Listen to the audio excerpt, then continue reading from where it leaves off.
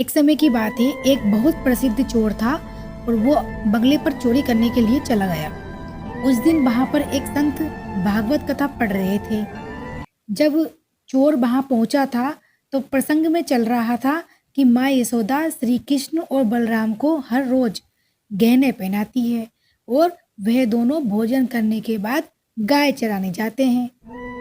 संत भी भाव विभोर होकर श्री कृष्ण की मणि और गहनों का वर्णन कर रहा था। यह अमूल्य है, अनमोल है। चोर का ध्यान चोरी से हट गया और वह सोचने लगा, इस संत से उन दोनों भाइयों का पता पूछ लेता हूँ और दोनों भाई कौन सी स्थान पर गाय चराने जाते हैं। मैं उनके गहने छीन लूंगा और मालामाल हो जाऊंगा। श्री कृष्ण की लीला देखिए। उस चोर ने पहले कभी भी भक्ति भाव के प्रसंग सुने ही नहीं थे, क्योंकि उसकी संगति ही चोर उचक्कों की थी। वह तो बस चोरी, छीना, झपटी और मार काट की ही जानता था।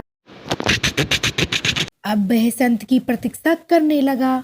संत को आते देख चोर ने उन्हें चाकू दिखाया और कहने लगा, उन दोनों बच्चों का पता बता जिनके बारे में तुम बंगले में बता रहे थे। उनके गहनों का मूल्य तो अनमोल है। संत ने समझाना चाहा कि भाई, मैं तो भगवत कथा का प्रसंग सुन रहा था, ऊपर से संत को चाकू का भी डर सता रहा था। संत ने जान बचाने के लिए कहा, वृंदावन चले जाओ, वहां दोनों भाई सुबह सुबह गाय चराने आते हैं, वहां तुम उनसे मिल लेना। चोर जाते जाते संत से कह गया कि मैं गहनों में से आपको आपका हिस्सा दे दूंगा। जैसे तैसे चोर वृंदावन पहुंचा। उस समय शाम होने वाली थी। उसने लोगों से पूछा, कृष्ण और बलराम कहाँ चराते हैं।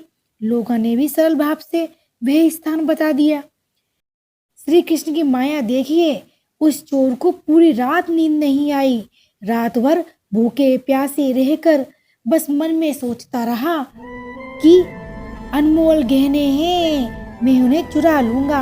पूरी रात कभी पेड़ पर चढ़े, कभी उतरे, कभी रास्ता देखे, दोनों भाई कब आएंगे कब आएंगे। अनजाने में से ही चोर मन ही मन कृष्ण कृष्ण कृष्ण कृष्ण कृष्ण करने लगा।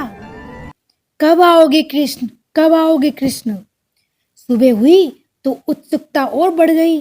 फिर उसे एक अलौकिक प्रकाश दिखाई दिया और दो बालक दिखाई दिए। वह एकटक दोनों को निहारने लगा और सोचने लगा, ऐसा मनमोहक रूप आज से पहले कभी नहीं देखा। तभी उसे स्मरण आया, मुझे तो इनके गहने लेने हैं और उसमें से संत जी को भी हिस्सा देना है। जैसे ही श्री कृष्ण और बलराम को धमाका कर गहने छीनने लगा, प्रभु का वह स्पर्श उसे बहुत ही अलौकिक लगा। प्रभु ने अपनी इच्छा से उसे गहने दे दिए। फिर से वह उन संत जी की प्रतीक्षा करने लगा। संत जी के आते ही कहने लगा कि अपना हिस्सा ले ले, मैं दोनों बालकों के गहने ले आया हूँ। संत जी भी हैरान परेशान हो गए। अरे भाई, तुम किन बालकों के आभूषण लेकर आया है, भूल गए क्या? अरे कृष्ण और बलराम का पता आपने ही तो मुझे बताया था और मैंने बालकों से उनका नाम पूछा था तो उन्होंने अपना नाम कृष्ण और बलराम ही बताया था। संत जी कहने लगे, मुझे भी उन बालकों से मिलना है, मुझे भी ले चलो। दोनों उस स्थान पर पहुंचे। चोर को दोनों दिखे पर संत जी को नहीं दिखे।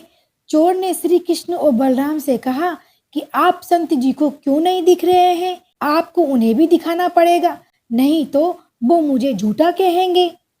भक्त की जिद के कारण प्रभु ने संत जी को भी दर्शन दे दिए।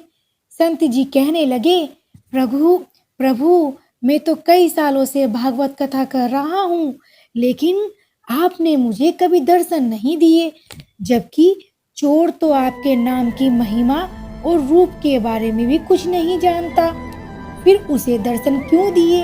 क्योंकि तुमने मुझे कभी उस भाव से नहीं पुकारा। अनजाने में ही सही, उस चोर को मेरे बारे में कुछ नहीं पता था, पर उसको बिल्कुल अपने आप पर पूरा विश्वास था, और लेकिन ईश्वर को पाने के लिए जो व्याकुलता होनी चाहिए, उस समय उसमें वही थी। कभी पेड़ पर चढ़ता, कभी उतरता, और उसके मन में मेरे नाम की एक ही धुन चल रही थी। इसलिए मैंने उसे दर्शन दे दिए। संत की संगति का यही परिणाम होता है कि अच्छे से अच्छे चोर को भी भगवान के दर्शन हो जाते हैं।